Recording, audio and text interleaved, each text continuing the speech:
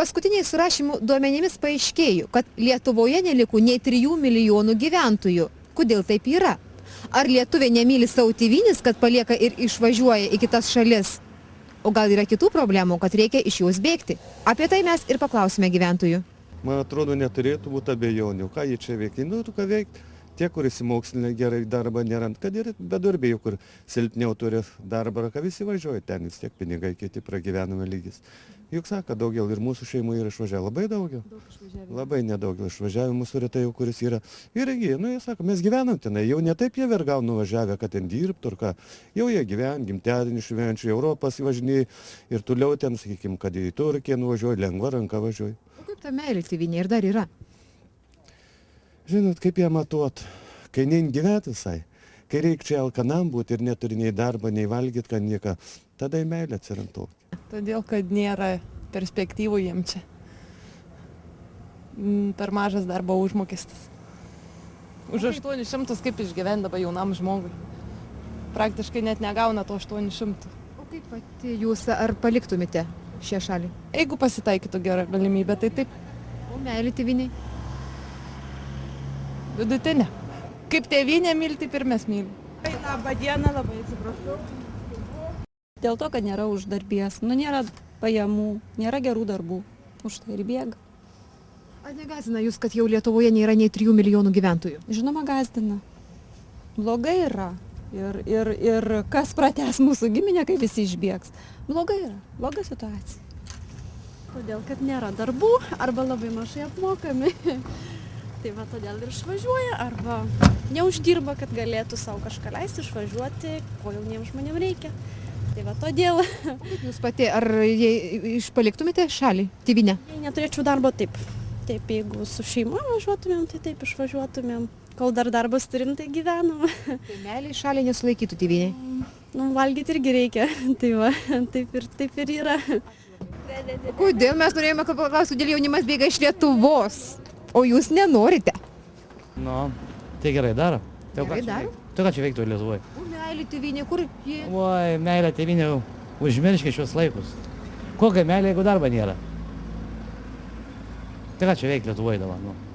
Tai mes seni žmogus tik pasiliekam. Daugiau tai ką, jaunam ką veikti. Tai kas bus, kai visi pabėgs? Kas bus? Kažkas bus vis tiek. Tai liks seni žmonės? Taip. O ką kitaip pakeisi? Tai jūs pats pabėgtumėte, jei galėtumėte? Mielą noriu.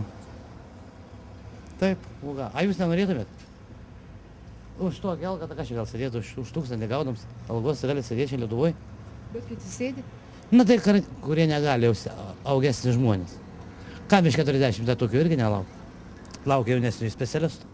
Todėl, kad nepragyvena čia. Jaunimas nori iškart turėti daug pinigų ir gerai gyventų, o čia Lietuvoje minimumo praktiškai moka jaunam žmogui. O kaip pragyventi iš minimumo?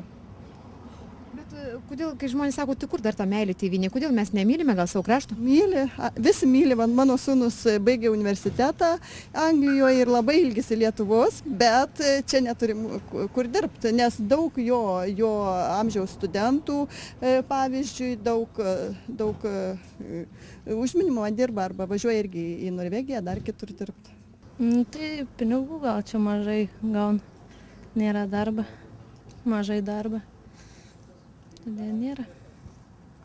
O kodėl jūs nevažiuojate? Tai mažas laiks yra. Dar laiko? Nu, tai da važiuosim. Po 2 metų gal kokių. Bet žadate pabėgti? Žadam, nes mažai. Čia užmokesčio darbo. Kur ta meilė? Sako, savo tėvynę reikia mylėti, savo kraštą. Kur ta meilė? Ar jos nėra jau? Kokia čia meilė? Galbūt jeigu neinu gyventojų tėvynį. Dėl sunkaus pragyvenimo Lietuvoje. Dirbam daug Lietuvoje, o gaunam mažai. Aš dabar nebūtų maži vaikai ir jie nesirgtų labai, lygiai taip pat pasielgčiau, išvažiuočiau. Nes dirbu daug, o uždirbu mažai. O meilė tėvynė nėra? Nuo algos iki algos kur ta meilė?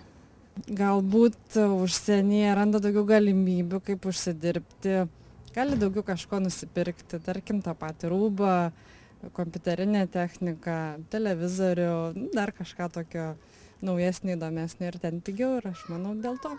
O kaip meilė tėvynei? Ar jos nėra? Yra, manau, pas kiekvieną lietuvį meilė tėvyniai, tiesiog kiekvienas žiūri, kaip jam geriau būtų. O jūs pati, jei neturėtumėte darbo, ar paliktumėte Lietuvą?